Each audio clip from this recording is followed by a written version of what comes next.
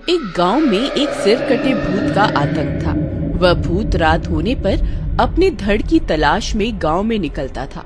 गांव वाले उससे बहुत डरते थे। उसे जो भी इंसान मिलता वह उसे काटने के लिए उसका पीछा करता था। अरे भागो रे, आज का तो दिन ही बुरा है। अगर इसने मुझे काट लिया तो 14 टीके लगवाने पड़ेंगे। भागो रे भागो। अरे गांव वालों, कोई तो मुझे बचाओ, मेरे पीछे सर कटा भूत पड़ गया है। हे भगवान, मेरी रक्षा करो। फिर वह भागता भागता किसी के दरवाजे पर पहुंचता है। अरे खोलो, अरे दरवाजा खोलो, मेरे पीछे सर कटा भूत पड़ा है, मेरी मदद करो। अरे दरवाजा खोलो। अरे कौन है? रुको रुको, आ रही हूँ। इतनी रात गए कौन आ गया? बहन जी, मेरी मदद करो, मेरे पीछे सर कटा भूत पड़ा है, मुझे अंदर आने दो, नहीं तो वो मुझे काट खाएगा। नहीं नहीं, अगर मैंने तुम्हें अपने घर के अंदर आने दिया तो वह भूत का सिर तुम्हारा पीछा करता यहाँ भी आ जाएगा। तुम कहीं और जाओ, मैं तुम्हारी कोई मदद नहीं कर सकती। इतना बोलकर वह औरत दरवाजा बंद कर लेती है। अरे मर गए रे, अब क्या करूँ, कहाँ जाऊँ? उतने में वह सर वहाँ पहुँच जाता है। अब मुझसे बच के कहाँ जाओगे? मैं बहुत दिनों से भूखा हूँ। हे भगवान, अब मैं क्या करूं? तभी उसका दोस्त हीरा बंता को आवाज लगाता है।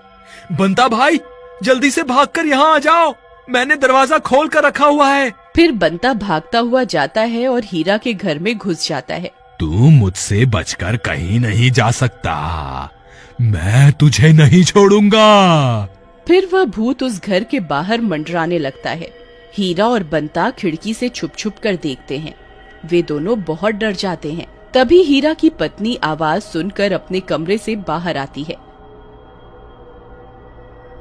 हे भगवान, ये सिर कटा भूत यहाँ कहाँ से आ गया? और ये बंता इतनी रात गए हमारे घर में क्या कर रहा है? भाभी जी, मुझे माफ कर दो, ये भूत मेरी वजह से ही यहाँ आया है। हीरा ने मेरी जान बचाने के लिए अपनी और अपने परिवार की जान को जोखिम में डाल दिया। अरे कहाँ छुप कर बैठ गया?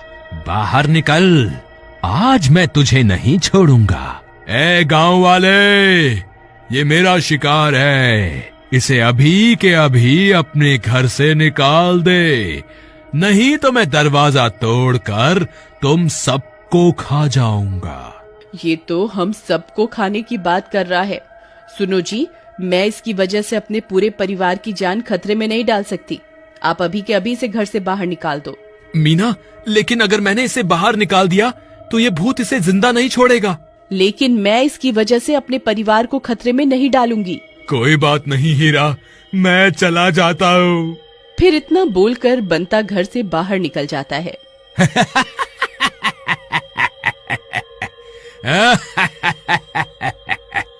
अब मुझसे बचकर कहाँ जाएगा? भूत जी, मुझे माफ कर दो, अभी तो मेरी शादी भी नहीं हुई, अभी मेरी मरने की उम्र थोड़े ना है, मुझ पर कृपा करो और मुझे जाने दो। आप जो कहोगे मैं करूँगा, बस मेरी जान बख्श दो। मैं तुझे एक ही शर्त पर छोड़ूंगा, तुझे मेरा धड़ ढूंढ कर लाना होगा। तेरे पास 2 दिनों का वक्त है, अगर तू नाकाम रहा तो मैं तुझे कच्चा खा जाऊंगा। ठीक है, मुझे मंजूर है। फिर वह सर वहाँ से चला जाता है। हीरा सारी बातें सुन रहा होता है। फिर भूत के वहाँ से जाने के बाद हीरा बंता के पास आता है। बंता भाई, तुम ठीक तो हो ना? हाँ भाई, आज तो बाल बाल बच गया। लेकिन बंता भाई, तुम उसका धड़ कहाँ से ढूंढ कर लाओगे? पता नहीं भाई, मैंने तो बस आज अपनी जान बचाने के लिए उससे झूठा वादा कर दिया। लेकिन 2 दिनों के बाद उसे क्या जवाब दोगे? हीरा भाई, तुम्हें मेरी मदद करनी होगी। हमें कोई ना कोई तरकीब निकालनी पड़ेगी जिससे मेरी जान भी बच जाए और गांव वालों को इस सरकटे भूत से छुटकारा भी मिल जाए। ठीक है, अब रात बहुत हो गई है, तुम घर जाओ, हम कल सुबह होने पर गांव वालों से मदद मांगने जाएंगे। फिर वे दोनों अपने घर की ओर चले जाते। अगले दिन सुबह होने पर वे दोनों गांव वालों के पास मदद मांगने जाते हैं। अरे सुरेश भाई, मैं बहुत बड़ी मुश्किल में फंस गया हूँ, कल रात को सरकटे भूत ने मुझ पर हमला कर दिया था, लेकिन किसी तरह मैंने अपनी जान तो बचा ली। लेकिन उसने मुझे 2 दिनों में अपना धड़ ढूंढने को कहा है। अब अगर मैंने उसका धड़ नहीं ढूंढा तो वो मुझे मार कर खा जाएगा। कृपा करके मेरी मदद करो। ये तो बहुत अच्छी बात है। वह तुम्हें मार कर तुम्हारा धड़ इस्तेमाल कर सकता है और हमें उससे छुटकारा भी मिल जाएगा। तेरा नाश मिटे। हीरा भाई, ये तो मुझे मरने के लिए बोल रहा है।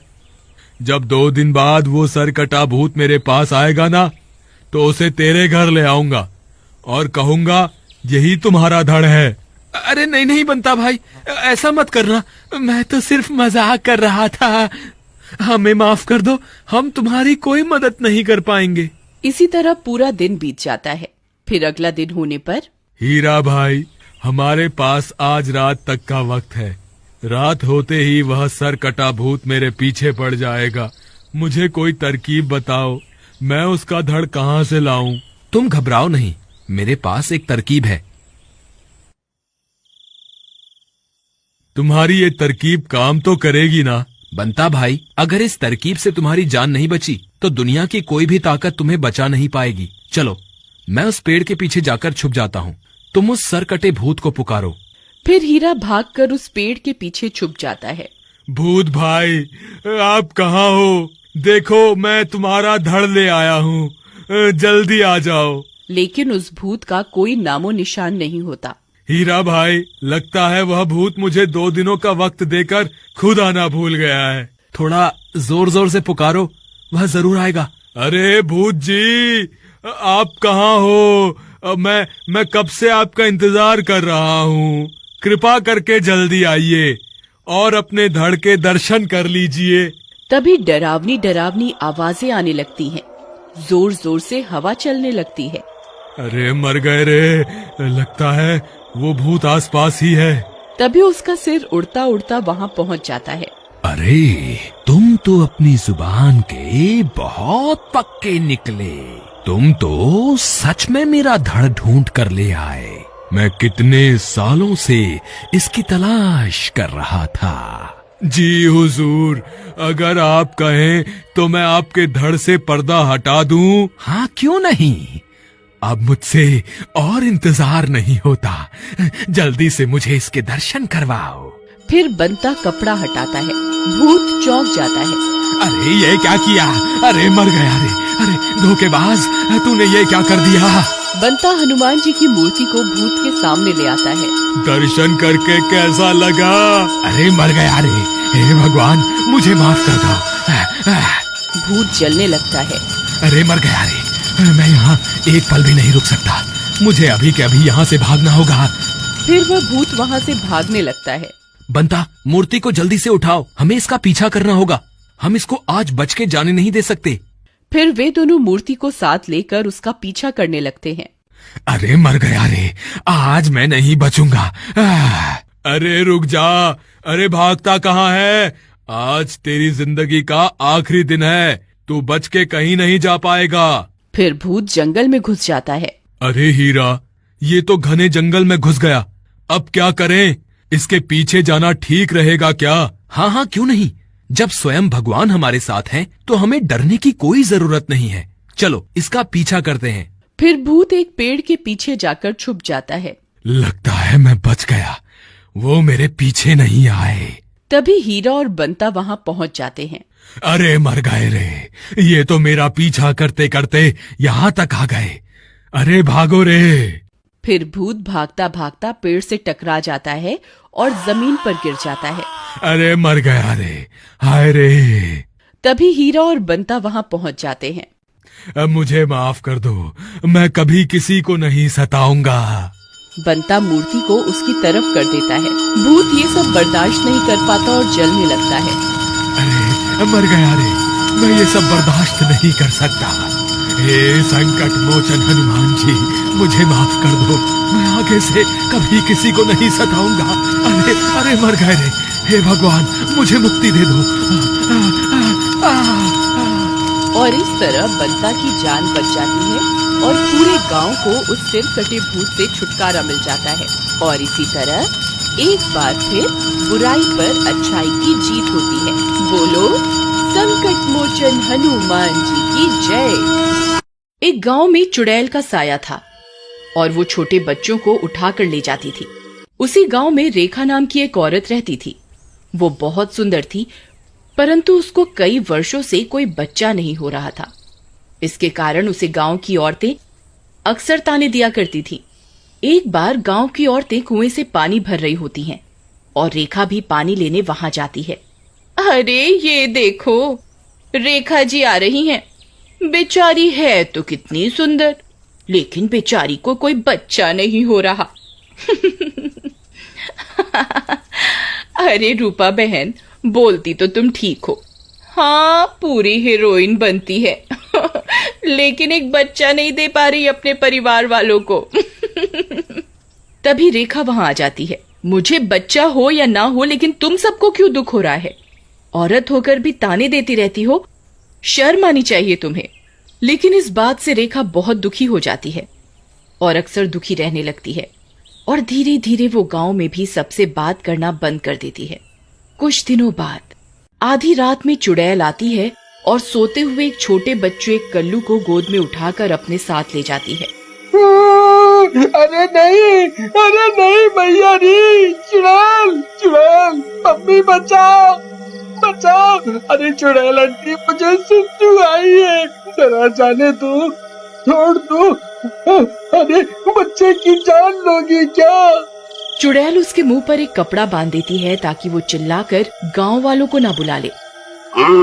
तू तो छोटा सा लेकिन बहुत चालाक बनता है, मुझे बेवकूफ समझा है क्या? चुड़ैल उठाकर उसे ले जाती है।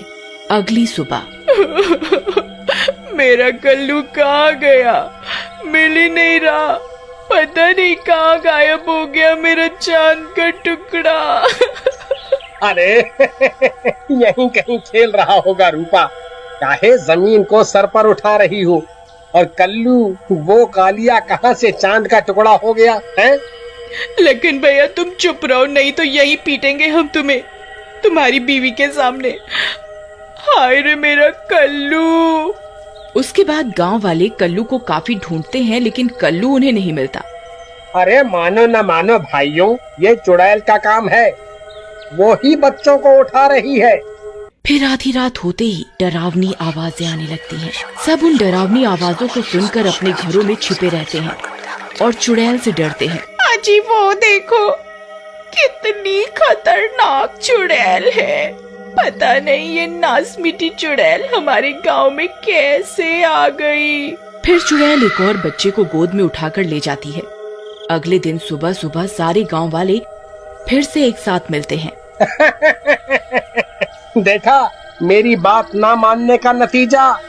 मैं कह रहा था ना कि कोई चुड़ैल जरूर है, लेकिन तुम लोग मेरी बात नहीं मानते हो। मैं अभी भी कह रहा हूँ कि ये कोई चुड़ैल का मामला है। चुड़ैल ही सारे बच्चे चुराती है और उन्हें मार डालती है। सब अपने घरों के अंदर ही रहना, गलती से भी बाहर मत आना उस चुड़ैल के सामने, नहीं तो तुम्हें भी मार देगी वो।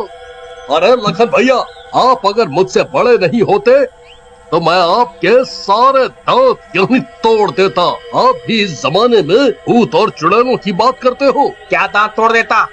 तुम अभी शहर से आए हो, तुम्हें नहीं पता गांव में चुड़ैल आती है? सबको पता है। तुम अपने घर में ही रहना, रात में बाहर मत निकलना। तुम ज्यादा साइंस पढ़ लिए हो हैं? हमने जो देखा वो बता दिया। तभी वहाँ बूढ़ा हरिया आता है। अरे नास मिटो, काहे को सुबह सुबह लड़ रहे हो? गांव में इतना संकट आया हुआ है। अरे बाबा, ये रॉकी ही हमारी बात नहीं सुन रहा। हाँ रॉकी बेटा, सही कह रहा है लखन। सब जानते हैं कि गांव पर चुड़ैल का साया है। एक तांत्रिक को बुला के दिखा लेते हैं। अरे बुढ़े, क्या बोल रहा है यार, ये तो तांत्रिक बुलाने के चक्कर में पड़ गया। इसके बाद हरिया और बाकी गांव वाले मिलकर एक तांत्रिक को बुला लाते हैं। तांत्रिक बाबा, मुझे कुछ दिन पहले रात में आते समय कुछ डरावनी आवाजें पीछे से बुला रही थीं। एक बार चेक करो कौन सी। तूने मुझे क्या डॉक्टर समझा है क्या, जो मैं बुखार चेक करूंगा? इसके बाद तांत्रिक नीचे बैठ जाता है और ध्यान लगा लेता है और कुछ देर बाद, अरे मुझे कुछ भी नहीं दिखाई दे रहा। मेरे हिसाब से यहाँ कोई भी चुड़ैल नहीं है। बाबा एक बार फिर से चेक करो, शायद कहीं छुप गई हो। अरे दुष्ट बालक, क्या छुपन छुपाई का खेल हो रहा है? ज्यादा मत बोल, नहीं तो तुझे अभी जादू से बकरी बना दूंगा। इसके बाद तांत्रिक वहाँ से चला जाता है। गांव वाले फिर से दुखी और परेशान हो जाते हैं कि यदि ये चुड़ैल का काम नहीं तो किसका है। कुछ दिनों बाद गांव में एक बच्चे की फिर से चोरी हो जाती है। इस बार गांव वालों का शक रेखा पर जाता है। हो ना हो, हमका तो लागत है ये काम इस रेखा का है। इसके बच्चा तो हो नहीं रहा, इसीलिए लागत है चिढ़ के मारे ये हमारे बच्चों को मार रही है। अरे भाभी, ये क्या बोल रही हो? भला रेखा ऐसा काहे करेगी? ऐसा झूठा आरोप मत लगाओ बेचारी पर। तुम तो चुप ही रहो लखन भैया, तुम तो बेचारी कहोगे ही। देखे हैं कई बार तुम्हें निहारते हुए उसको, बहुत ही प्यार से देखते हो रेखा को। तुम्हें क्यों लगेगी वो बच्चा चोर? उसके बाद सारे गांव वाले रेखा के घर चल पड़ते हैं। रेखा अपने घर के सामने ही बैठी होती है। देखो देखो महारानी जी कैसे बैठी हैं, आराम से हमारे बच्चों को चुरा कर। अरे अरे रूपा बहन, ये क्या बोल रही हो? भला भला भला मैं क्यों चुराऊंगी तुम्हारे बच्चों को? मैंने तो तुम्हारे बच्चों को भी अपना ही माना है। ओ हो। देखो भाइयों, 100 चूहे खा के बिल्ली हज को चली। देखो देखो कितनी शरीफ बन रही है हमारे बच्चों को चुरा कर। चल हमारे बच्चे वापस कर, नहीं तो यही मार खाएगी। अरे अरे रेखा बहन, तुम्हारी मुझसे क्या दुश्मनी है? जब देखो मुझे भला बुरा बोलती रहती हो। भला मैं क्यों चुराऊंगी बच्चों को? अभी मेरे पति भी घर पर नहीं है, कल आना तब बात करेंगे। लगता है बहनों ये ऐसे नहीं मानेगी। मेरी मानो तो इसे पीटते हैं, पिट कर ही बताएगी अब ये। रूपा के भड़काने के बाद गांव की औरतें जिनके बच्चे गायब हुए होते हैं रेखा के साथ जबरदस्ती करने लगती हैं और उसे घर के बाहर ही एक पेड़ से बांध देते हैं। रात भर बाहर बंधी रहेगी तो सुबह अपने आप सच बोलेगी।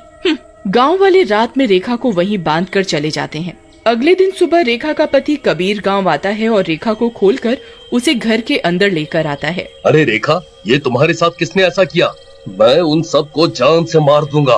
मुझे सारी बात बताओ। फिर रेखा कबीर को सारी बात बताती है। अच्छा, तो ये लोग हमें बच्चा चोर समझ रहे हैं। मैं पता लगा कर ही रहूंगा कि आखिर मामला क्या है। सरपंच जी, हम रात में कुछ लोग मिलकर पहरा देते हैं और उस चुड़ैल को रंगे हाथ पकड़ते हैं। सब मेरी बीवी को ही बच्चा चोर समझते रहेंगे नहीं तो। सरपंच मान जाता है और चुपचाप कुछ लोग रात में छुपकर पहरा देते हैं। अरे रेखा, वो देखो, वो चुड़ैल आ गई। एक बच्चे को उठा कर ले जा रही है। चलो उसका पीछा करते हैं, शायद वहीं से बच्चों का कुछ पता चल जाए।